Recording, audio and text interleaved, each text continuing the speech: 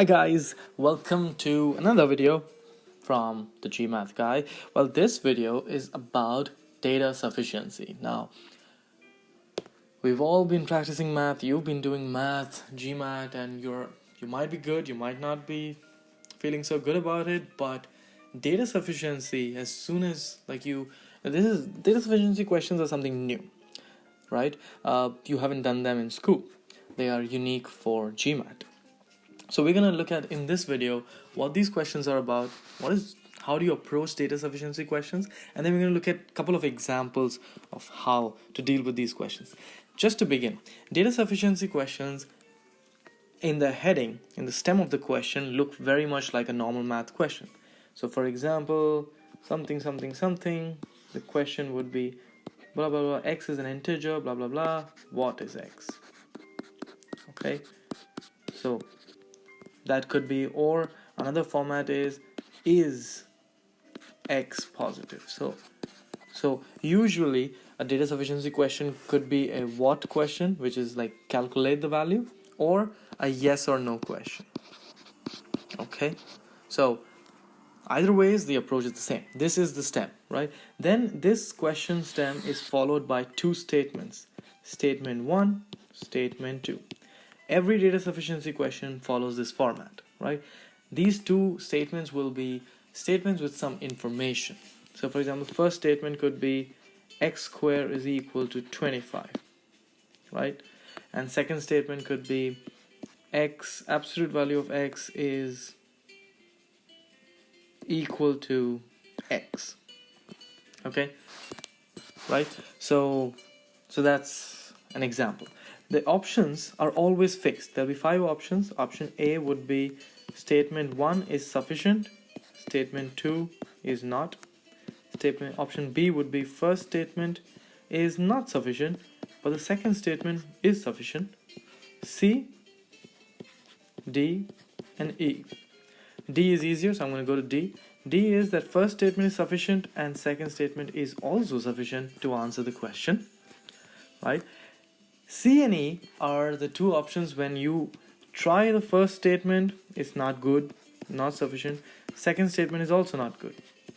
Same with E, first statement is not good, second statement is not good. When both the statements individually is not good, then you use these two clues together, only in that circumstance, okay? When both individually are not sufficient. If 1 and 2 together are sufficient, together, then that's C. If together they still fail, then that's E. Alright, so those are your 5 options. You can memorize these 5 options because they're always the same. Right? Now for example, in this question, if I was trying to answer what is x, first statement would give me x could be 5 or negative 5. Right? Now what is x? This is not a unique answer. You can't have x could be 5 or negative 5, which means you're not certain. Certainty would mean that yes, x is 5 and nothing else, or x is negative 5 and nothing else. So that's why first statement, since you get an answer with an or in it, first statement is not sufficient for what is x. Even for the second question, is x positive? For 5, I'll get a yes, okay, and for negative 5, I'll get a no. So I get 2 answers, yes and no. These are 2 different answers, so that's why both answers are applicable. So I don't know, based on first statement, x squared is equal to 25. Is x positive? I'm not really sure, so the first statement is insufficient. Second statement, absolute value of x is equal to x. Now if the question is what is x, I still don't know, so it's insufficient. But if I'm trying to answer the question, is x positive? This means that x could be 0 or positive, right? It's definitely not negative, because in absolute value we've seen that if this x was a negative number, then it would have gotten you would have gotten an output which is negative into x, so to negate the negative value, right? So because of that, 0 or positive. So positive means yes. For all positive values we'll get a yes, but for 0, is x positive, we'll get the answer no. So the second statement is also not sufficient, because you can get no or yes. So you have to think through this in data sufficiency. Now you look at C or E. If I use these two statements together, I can boil down to the answer 5. So when I use them together, it's sufficient, and the answer would be C. Okay, so that's the kind of approach that you use in data sufficiency. Let's look at a few problems. This question is, if j and k are positive integers, okay, so j and k are positive integers, is 6 a factor of j? Which means the question is, when you do j divided by 2 times 3, 6 is 2 times 3, this is a number properties question, will you get an integer? Yes or no? First statement is that 6 is a factor of jk, which means j times k is divisible by 2 times 3. This is equal to an integer. Good. But does that mean that j has 2 and 3 inside it? Now we studied divisibility in number properties. So is for j to be divisible, like for this question, we have to keep looking at the question, right? For j to be divisible by 2 and 3, j needs to have, in its bubble of prime numbers, it needs to have 1, 2, and a 3, and it could have anything else, but at least it should have a 2 and a 3. But are we sure whether j has it from the first statement? Because this 2 and 3 could be getting cancelled out because of k. So we're not sure whether it's because of j or because of k. It could also be that 2 is because of j and 3 is because of k, right? So there is a chance there that this 2 and 3 both are not solely taken care of by j. And this also does not tell us that 2 and 3 are solely not taken care of by j. So the answer is not no for certain and yes for certain as well. So first statement is insufficient. Second statement is 6 is not a factor of k. Okay. This is not an integer. Great. I know this is going to be insufficient on its own, but this is going to help us when we look at the two statements together. Now remember, when I look at the second statement and I evaluate whether the answer to the question, the main question, is yes or no, I don't look at the first statement. You have to hide it as though it never existed. Okay, so the second statement does not tell us anything about j, so that's why I immediately knew that it's insufficient. Okay, but if you look at them together on the next slide, so 1 and 2 together, I know that j times k is divisible by 2 times 3. Okay, this is divisible. Great. But I know that k on its own 2 times 3, it cannot. This is not an integer. It's not divisible. Which means that k, there are two scenarios here. Now, my aim when I do a data sufficiency problem is to try to get to E, option E. Option E means that none of the information is sufficient, because it's easier to prove it insufficient than to prove it sufficient. Alright, so your approach should be, I have to try to get to E. Okay, so now here I'm going to try to get a yes answer and a no answer. So one scenario is that j could have 2 and 3 in it.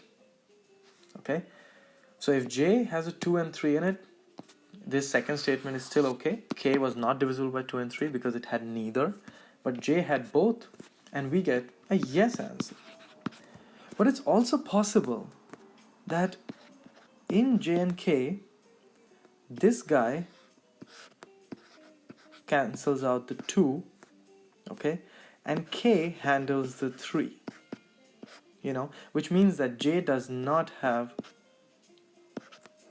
3. Okay, so we kind of assuming this still makes the second statement true, that k is not divisible by 2 and 3 because it does not have a 2. But what it gives us to the main question is a no answer, because j is still not j might have a 2, but it does not have a 3. Okay, so that's why both using together also I get an insufficient. E is the answer, and that is the tactic you should be using. Let's try another one. This is the last one, and after that we can call it the end to the video. Now I'm going to do this a bit quicker. If the cost of house L increased by 20% over the same time that the cost of house M decreased by 20%, So in some time, cost of L increased by 20%, and at the same time M decreased by 20%. Alright, then the ratio of the new price of M to new price of L. So M new by L new is what percent of the original cost? Okay. Then the ratio of the new price of house M is what percent of the original cost of house M. So this ratio, what percent is it of the original cost of M times 100? This is what we need to calculate. Okay, so this is a what question, which means it's not a yes or no question. So to calculate this, I need these two things. I need the ratio. This is the first piece of information that I will need, and I will need the original cost of M. Okay, let's see if I get these two from the statements. Right. Statement 1 says that if house L had increased 30%, then the increased price of L would have been equal to the original price of M. Alright, so let's take L, M. What they're saying is that if it had increased, so the first statement says that 1.3 L is equal to M. Yes? That's right. Okay, so we've got...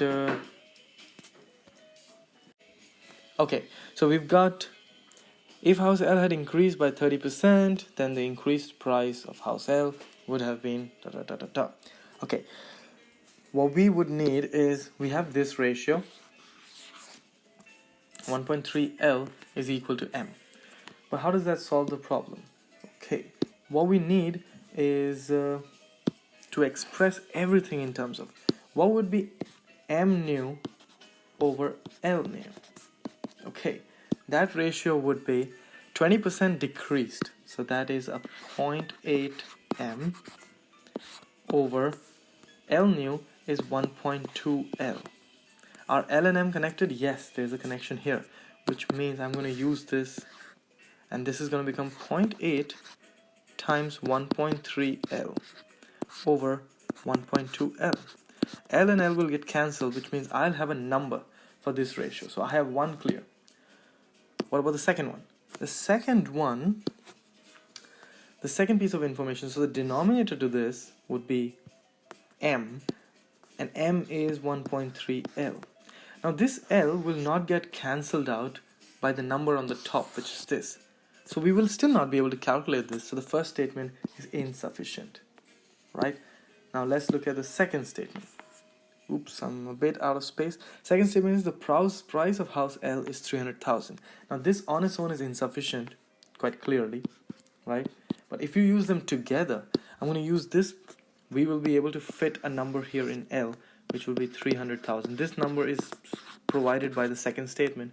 So if you use the two statements together, 1 and 2 together, help you calculate a number, which is sufficient. So that is C. C would be the answer. Alright, thank you for watching. I hope you liked this video. Try a few more questions and try watching other videos in which I am trying to solve problems. So that will give you more practice of how different data sufficiency questions are approached, and how this simple tricks that we discussed in this video, how they are so essential when you're doing any kind of data sufficiency problem. Alright, see you in the next video. Thank you so much for watching. Bye bye.